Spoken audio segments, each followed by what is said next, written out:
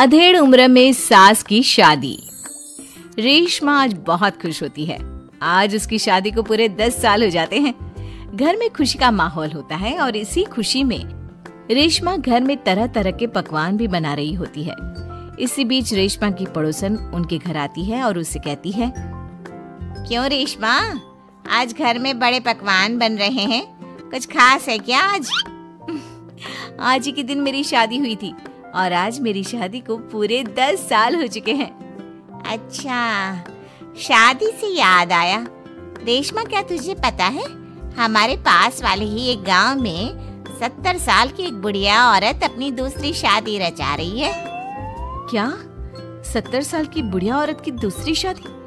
अरे जिस उम्र में लोग पूजा पाठ करते हैं वो बूढ़ी औरत रंगरलियां मना रही है। इतना ही नहीं, सुनने में तो ये भी आ रहा है कि उस बूढ़ी औरत के 2 बेटे, बहू और 4 पोते पोतियां भी हैं। तौबा तौबा, सच में जमाना बहुत खराब आ चुका है। कोई शर्म लिहाज नाम की चीज तो बची ही नहीं इस दुनिया में। हमारे परिवार के तो ऐसे संस्कार नहीं है। रेशमा, जमाना बहुत आगे निकल गया है। आजकल क्या बच्चे और क्या बूढ़े, सभी पर एक जैसी जवानी छा रही है। हमारे लिए तो ऐसा सोचना भी पाप है। वैसे कब है उस बूढ़ी औरत की शादी? आपको कोई जानकारी है क्या? मुझे क्या, पूरे गांव वालों को पता है इस शादी के बारे में। कल ही तो है। अरे वाह, कल तो योगेश के पापा भी छुट्टी पर हैं। एक काम करते हैं, हम भी चलते हैं इस बूढ़ी औरत की शादी में। आखिर देखे तो सही कि कौन है वो बेशर्म बुढ़िया औरत जो पोता पोती खिलाने की उम्र में प्यार के फूल खिला रही है। पड़ोसन वहां से चली जाती है, जिसके बाद रेशमा सोच में पड़ जाती है। शाम को जब रेशमा का पति अमित घर आता है तो वो रेशमा को हैरान परेशान देखकर पूछता है, क्या हुआ रेशमा, आज बहुत परेशान सी लग रही हो? कुछ खास नहीं, एक बुढ़िया औरत के बारे में सोच रही थी। कौन सी बुढ़िया औरत? रेशमा अमित की ओर देखती है और उसे बताते हुए कहती है, हमारे पास वाले गांव में ही एक बूढ़ी औरत है जो अपनी उम्र के आखिरी पड़ाव में अब लव अफेयर कर रही है और कल उसकी शादी भी है। ताज्जुब की बात तो ये है कि उसके 2 बहू बेटे और 4 पोते पोतियां भी हैं। फिर भी किसी ने उसे नहीं रोका। अरे इतना भरा पूरा परिवार होने के बाद वो अपना दूसरा घर क्यों बसाना चाह रही है? पता नहीं जी, मैं सोच रही थी कल आपकी भी छुट्टी है तो क्यों ना हम भी शादी देखने चले। सुनने में आ रहा है कि कल पूरा गांव जा रहा है उसकी शादी देखने के लिए। रेशमा की बातें सुनकर अमित भी दूसरे दिन उसके साथ चलने के लिए हामी भर देता है। अगले दिन सुबह रेशमा और अमित बच्चों के साथ शादी देखने निकल जाते हैं। गांव से कुछ किलोमीटर की दूरी तय कर रेशमा अपने परिवार के साथ विवाह स्थल पर पहुंच जाती है। यहाँ की साज सजावट कितनी अच्छी लग रही है ना। ऐसा लग रहा है मानो किसी नई नवेली दुल्हन की शादी हो। देखकर तो ऐसा ही लग रहा है, लेकिन वो बूढ़ी औरत है कहाँ पर जिसके इतने किस्से सुनने को मिल रहे हैं? अमित के इतना बोलने की देर होती है और एक अधेड़ उम्र की बुढ़िया औरत दुल्हन के लिबास में सज संवर कर मंडप पर पहुंच जाती है, जिसे देख रेशमा और अमित के पैरों तले मानो जमीन ही खिसक जाती है। मम्मी जी, यहाँ दुल्हन के लिबास में ये सब क्या हो रहा है? अमित, मम्मी, दादी की शादी, वाह मजा आएगा। मम्मी शादी कर रही है और हमें बताना भी जरूरी नहीं समझा? क्या अब हम उनके लिए इतने गैर हो गए हैं? कुछ भी हो, मैं मम्मी जी की ये शादी तो बिल्कुल नहीं होने दूंगी। रेशमा अपनी सास सुशीला की तरफ जाती है। सुशीला अपनी बहू को देखकर सकते में पड़ जाती है।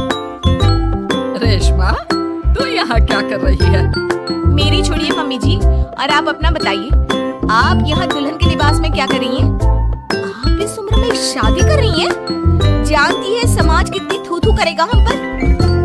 समाज के डर से जीना नहीं छोड़ देते बहू। मैं अपनी इस नई जिंदगी से बहुत खुश हूँ और खुशी खुशी अपनी मर्जी से ये शादी करना चाहती हूँ।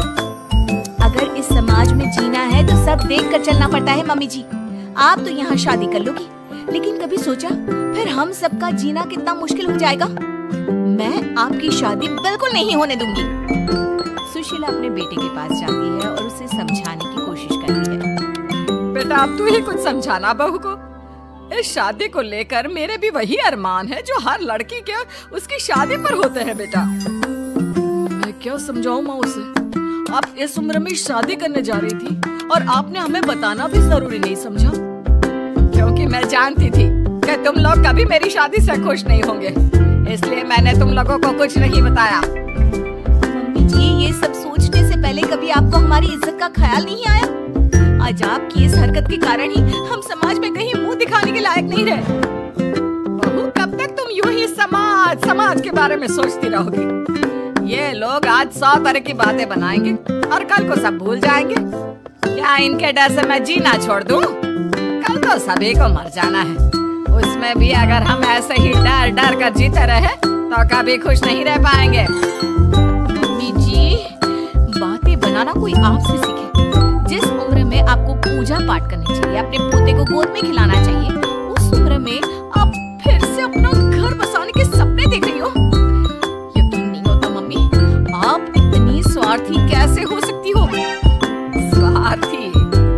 बहू, मैंने अपना पूरा जीवन बाकी सबकी खुशियों के लिए बिता दिया। अमित के पिताजी की मौत के बाद जब मेरे पास दूसरा घर बसाने का मौका था, तब भी मैंने अपने बारे में नहीं सोचा, अपने बच्चों के बारे में सोचा। और आज तुम मुझे स्वार्थी बोल रही हो? क्या एक बूढ़ी औरत के पास दिल नहीं होता? हमें प्यार करने का अधिकार नहीं होता? सुशीला की बातों ने सभी को सोच विचार करने पर मजबूर कर दिया। किंतु रेशमा, हर किसी को अपना जीवन जीने का अधिकार होता है मम्मी जी, लेकिन आपके साथ 3 और जिंदगियां भी जुड़ी हुई है। हम आपके कारण बदनामी का घूंट नहीं पी सकते मम्मी जी। आज तुम दोनों को अचानक मेरी और इस समाज की इतनी परवाह क्यों हो रही है? यह बदनामी और समाज के तानों का डर तब तुम लोगों के जहन में क्यों नहीं आया, जब 2-2 बेटों और बहुओं के होते हुए भी मुझे अकेले उस एक कमरे में रखकर घूट घूट कर जीवन यापन करना पड़ रहा था? तब तुम लोगों को याद नहीं आया मुझसे कितनी जिंदगियां जुड़ी हुई हैं? सुशीला की बातें सुनकर रेशमा और अमित अपना सिर झुका लेते हैं। उन्हें अपने से हुई गलती का एहसास हो जाता है, लेकिन अब भी कहीं ना कहीं उनके दिमाग में लोग क्या कहेंगे ही चल रहा था, जिसके डर से वे खामोश होकर खड़े रहते हैं। तभी सुशीला जी आगे कहती है, ठीक है, अगर तुम लोग नहीं चाहते कि मैं फिर से विवाह करूं और अपने नए जीवन की शुरुआत करूं, तो मैं ये शादी नहीं करूंगी और साथ ही ये घर छोड़कर भी चली जाऊंगी। फिर ना तुम लोगों की कोई बदनामी होगी और ना ही कोई तुम्हें आकर ताने मारेगा। सुशीला की बातें सुनकर रेशमा और अमित दोनों सोच में पड़ जाते हैं। कुछ देर सोचने के बाद रेशमा कहती है, नहीं मम्मी जी, आप घर छोड़कर मत जाइए। आप सच कह रही हैं। अगर हम ऐसे ही समाज की परवाह करते रहे तो हम कभी खुशी खुशी नहीं जी पाएंगे। हाँ माँ, और आज बचपन से तेरे हर निवाले और प्यार का कर्ज मैं चुकाऊंगा। आज यहाँ से मेरी माँ की डोली उठेगी। बजाओ शहनाई, आज मेरी माँ की शादी है। फिर क्या, अपने बहू बेटों की रजामंदी के साथ सुशीला खुशी खुशी 7 फेरे लेकर नई नवेली दुल्हन बन जाती है और सब शादी की खुशियों में मगन हो जाते हैं।